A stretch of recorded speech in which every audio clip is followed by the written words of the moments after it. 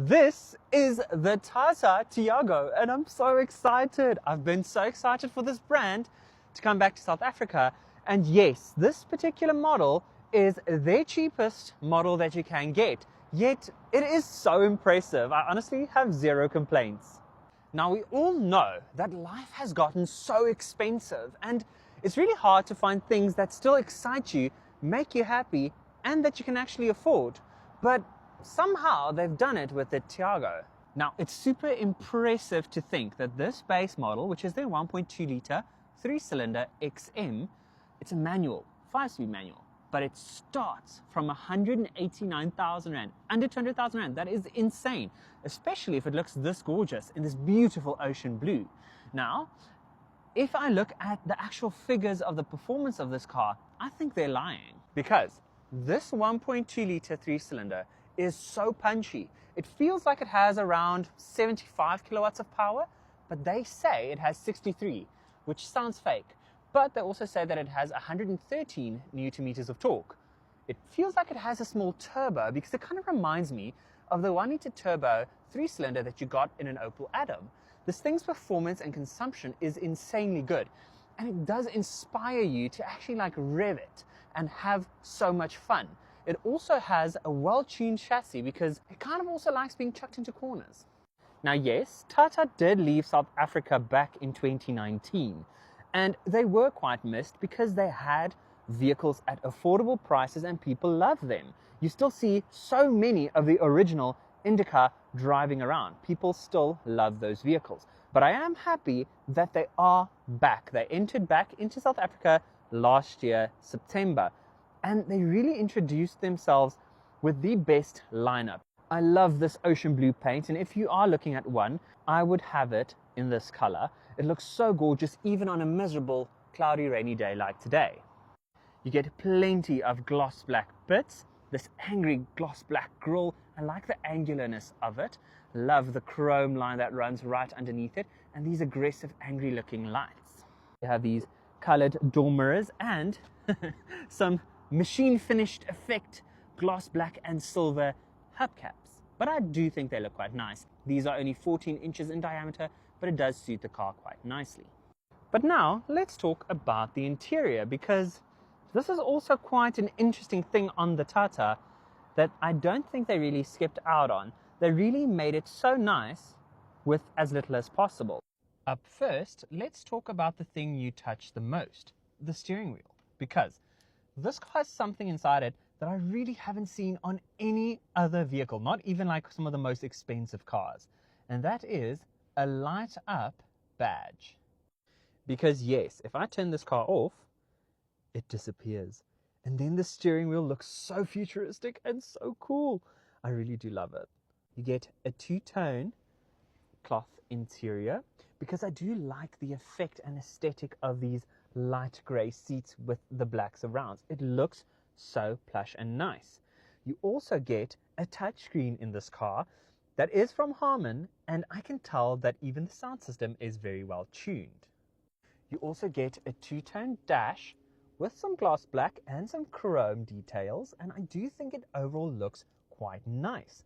I like over here that the glove box, it has a soft open and close kind of mechanism to it and a hidden button. I think it's so cool.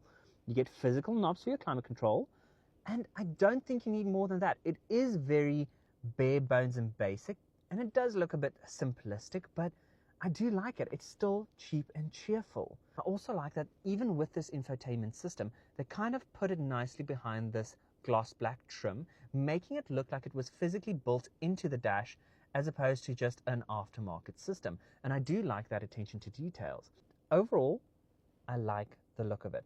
I like this manual gear shifter that does not feel cheap. It has like a sticky-ish rubber to it, making it easy to grip and nice to use. It is shorter and snickety, but I do like it overall. The overall feel of it and how you operate it is super nice. You get a big storage cup back here, some storage here for some coins, and 3 cup holders, which, yes, realistically you're only going to use the main big ones, but it does look nice. You get electric windows all round as standard, central locking, electrically adjustable door mirrors, And yes, you technically get a digital cluster as well. Now, yes, it's more like an LCD panel that just shows your speed, your range, and your distance, but overall it looks so nice. You also get a crystal clear reversing camera, as mentioned, with actual lines of like where your wheels are and where the car will end up.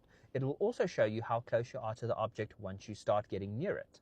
You have a nice tray here for your phone, a USB that is actually what you plug your phone into if you want to make use of the Apple CarPlay or Android Auto. That's right, you do get Apple CarPlay and Android Auto. And although this cabin is very pressed plasticky, just know it doesn't rattle or squeak. It feels nice and solid, and I like that it's not just a sea of black. You know, it has some different tones to it. It livens up the cabin and makes you really fall in love with this car. The steering wheel is not leather, but the material used is so nice. You don't feel like where it's put together. It feels nice to touch. It's grippy, it's thick, and it's just overall such a nice steering wheel. I do like that this whole slot down here is open, which makes it easy to just rest your hand there. You do get physical controls for your volume and your call and ending of the call, and it just feels so nice and robust. I honestly can't complain about that. The back seats look just as nice, with some ISOFIX anchor points. In the back, you get decent amounts of legroom with the seat in my driving position. You don't get seat pockets, air conditioning, or USB points, but this is a budget-friendly vehicle. And to be honest, plenty of space, and even like little slots where you can fit more speakers if need be, but this car even comes with speakers in the back. Around the back, you also get the same redesign treatment, the big Tiger badge, and it comes standard with a reversing camera. You also get a button on the key fob where you can turn your lights on and off for if you like searching for the vehicle, or maybe late at night if you can't see while you're approaching the vehicle. The key fob itself does give quite a VW aesthetic, and I do like it. It feels nice and robust. You get physical buttons on it, so nice. But just note, there is a lever to open the boot. Otherwise, you will need the physical key to open and close the boot. Overall, I love the look of it. Plenty of nice body lines and creases. It looks angular and sporty.